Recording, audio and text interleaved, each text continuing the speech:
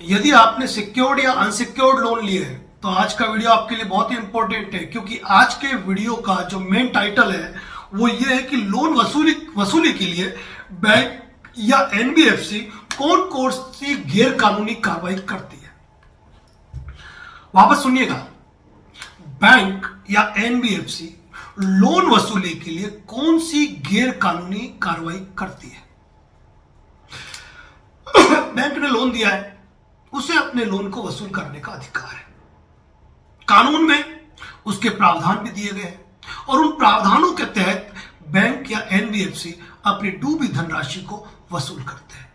लेकिन चूंकि कानूनी कार्रवाइयों में पेचीदगियां होती है, उनके अपने तरीके होते हैं, अपने सर्कुलर होते हैं, उनके अनुसार काम होता है और जितना बैंक या एनबीएफसी चाहते हैं उतना फास्ट तरीके से काम नहीं हो पाता है। यही कारण है कि मैक्सिमम अनसिक्योर्ड लोन में गैर कानूनी कार्रवाइयां करके बैंक या एनबीएफसी साम दाम दंड भेद हर नीति से अपनी राशि को वसूलना चाहती है। गैर कानूनी से मतलब यह है कि कानून में जिन चीजों का प्रावधान नहीं दिया गया है, दूसरे के अधिकारों को जो बाधित करे, दूसरे के सम्मान प्रतिष्ठा को जो क्षति पहुंचाए, ऐसा काम जो आरबीआई की नियमावली में पारित ही नहीं हुआ है, वैसा काम यदि कोई बैंक या एनबीएफसी करता है तो वह गैर कानूनी। जैसे अभी कुछ दिन पहले हमने एक लोन डिफॉल्टर को नोटिस आया था सेक्शन 25 का। अब सेक्शन 25 के नोटिस में उनकी लीगल रिप्रेजेंटेटिव ने क्लाइंट को नोटिस भेजा कि आपका ईसीएस बाउंस हो गया है, 48 घंटे के भीतर जमा कराओ, नहीं तो हम आपके खिलाफ सेक्शन 25 की कार्रवाई करेंगे। अब या तो ये कहूं कि ये डर था, डराना चाहते थे, या ये कह दूं कि ये एक अवैध इलीगल नोटिस था, क्योंकि section 25 the payment and settlement act के अंदर 15 दिन के नोटिस दिए जाने का प्रावधान है। 15 दिन से कम समय का नोटिस दिया, इलीगल नोटिस है। इसी तरह 138 के अंदर भी चेक बाउंस हुआ, 15 दिन से कम का नोटिस दिया, इलीगल है, कार्रवाई नहीं हो सकती है। इसके बाद जैसे कुछ दिन पहले हमने आपको बताया था कि 21 अगस्त को एक एनबीएफसी कंपनी के लीगल लॉ फर्म ने अपने लेटर पैड पे उदयपुर के एसपी को लेटर लिखने के नाम पे क्लाइंट को व्हाट्सएप किया। भेजा नहीं भेजा वो जाने, और भेजते ही नहीं, वो जानते हैं कि यूं एफआईआर दर्ज नहीं होती है। लेकिन उसमें लिखा कि व्यक्ति ने क्रेडिट कार्ड लोन लिया है, भर नहीं रहा है, 420 406 का अपराध किया, आप इसको गिरफ्तार करो, कार्रवाई करो और हमारे कंपनी के प्रतिनिधि है, इनसे बात करो। अब एसपी साहब को, यही हमारे उदयपुर के एसपी साहब जिन्होंने बहुत अच्छा काम किया अभी देवराज हत्याकांड मामले के अंदर, उदयपुर में शांति व्यवस्था को उदयपुर के कलेक्टर श्रीमान पोसवाल जी और जो हमारे उदयपुर के एसपी साहब बहुत अच्छा काम किया। लेकिन अब वो एसपी साहब क्या फोन करके कहेंगे, भाई विक्रम तुम्हारा लोन डिफॉल्ट हो गया है, तुम पैसा जमा कराओ नहीं तो एफआईआर दर्ज कराएंगे, और कंपनी वालों को फोन करेंगे, हाँ जी आपका लेटर प्राप्त हो गया हमको, आप क्या बयान देने, फोन पे नोट करा तो मैं नोट करता हूं, अभी उसको गिरफ्तार करके मंगवा देता हूं। अब क्या पुलिस के पास यही काम बाकी रह गया है? तो यह है इल्लीगल। इसके बाद आपको फोन आते हैं वकीलों के नाम पे कि मैं एडवोकेट फलाना ठिकाना बोल रहा हूं और तुम्हारे खिलाफ कानून कार्रवाई कर रहा हूं, अभी पुलिस आके तुमको गिरफ्तार कर लेगी आधे घंटे में। ओ भाई, कहां प्रैक्टिस की है? कौन सी नींद में हो? नींद से जागो, मजाक समझाए क्या कानून को? वकील साहब बोल रहा हूं, ये टोटली लोग है ना फर्जी होते हैं। एक वकील वकालत करने के लिए 3 साल की लॉ की डिग्री प्राप्त करता है, आफ्टर 12th 5 साल की लॉ की डिग्री प्राप्त करता है, उसके बाद एआईबी का एग्जाम क्लियर करता है, बाद संबंधित बार काउंसिल से रजिस्ट्रेशन सर्टिफिकेट प्राप्त करता है, एनरोलमेंट नंबर, तब जाके किसी जूनियर के नीचे रहकर 5 साल प्रैक्टिस करता है, तब जाके थोड़ा बहुत सीखता है और फिर काम करता है कोर्ट के लिए।